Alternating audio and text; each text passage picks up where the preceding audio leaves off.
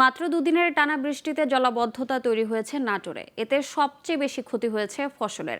পানি নিষ্কাশনের ব্যবস্থা না থাকায় তলিয়ে গেছে কয়েকশো বিঘা ধানের বীজতলা। আর বড়াইগ্রামের কালিকাপুর বিলের ফসল এখন পানির নিচে, তাই কৃষকদের কপালে চিন্তার ভাঁজ।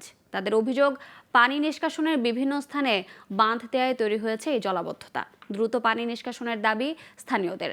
নাটোর থেকে আবু মুসার তথ্যচিত্রে ডেস্ক রিপোর্ট। এই চিত্র নাটোরের বড়াইগ্রামের বনপাড়া পৌর ও জোয়ারি ইউনিয়নের মাঝামাঝি কালিকাপুর কাছুটিয়া বিলের। মাত্র 2 দিনের টানা বৃষ্টিতে এমন জলাবদ্ধতায় চরম ভোগান্তিতে পড়েছেন স্থানীয়রা। আর কয়েকশো বিঘা ধানের বীজতলা সহ বিভিন্ন ফসল তলিয়ে গেছে। কৃষকরা বলছে, গেল সপ্তাহে জমিতে ধানের বীজ রোপণ করা হলেও ভারী বৃষ্টিতে এখন সব পানির নিচে। মাঠের যে আমরা ধান রোপণ করছিলাম, এই ধানগুলা বন্যার পানিতে ডুবে সব নষ্ট হয়ে গেছে। ধান পাট যা আছে সব ডুবি শেষ হয়ে গেছে। এখন এই পানি বাড়াইতে আমরা আবাদের কিছুই পাবো না। যে অবস্থায় আমরা ঋণ দেনা করে সার ওষুধ দিয়ে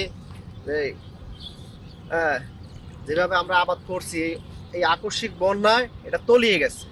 স্থানীয়রা জানালেন, পানি নিষ্কাশনের বিভিন্ন স্থানে বাঁধ দেয়া হয়েছে, তাই তৈরি হয়েছে জলাবদ্ধতা। দ্রুত পানি নিষ্কাশন না করতে পারলে রক্ষা করা যাবে না ফসল। বাঁধের কারণে নিম্নে 2-250 বিঘি জমির ধান নষ্ট হয়ে যাচ্ছে। এর জন্য ব্যবস্থা করার জন্য অনুরোধ করা যাচ্ছে। এই পিসের জমিওয়ালা এই যে এখানে বিশাল একটা বান্ধন দেওয়ার কারণে এই যে এতগুলা জমি পানির নিচে তলিয়ে গেছে। হ্যাঁ, সে কারণে যে ধানগুলা নষ্ট হয়ে যাচ্ছে।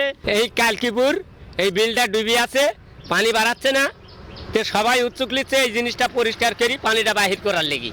এদিকে উপজেলা প্রশাসন বলছে, কালিকাপুর বিলের জলাবদ্ধতা নিরসনে স্থানীয় ইউপি চেয়ারম্যানের সাথে কথা বলে শিগগির ব্যবস্থা নেওয়া হবে। কালিকাপুরের যে ইস্যুটা আমাদের সামনে এসেছে, আমরা স্থানীয় জনপ্রতিনিধি যিনি আছেন আমাদের জোয়ারি ইউনিয়নের চেয়ারম্যান, তার মাধ্যমে আমরা এই পানি অপসারণের কাজটা যথাসম্ভব দ্রুত অপসারণের ব্যবস্থা করব। এই পানি নিষ্কাশনের ব্যবস্থা করে ফসলের ক্ষতির পরিমাণ কমাবে প্রশাসন, এমনটাই প্রত্যাশা নাটোরবাসীর। Global television news desk.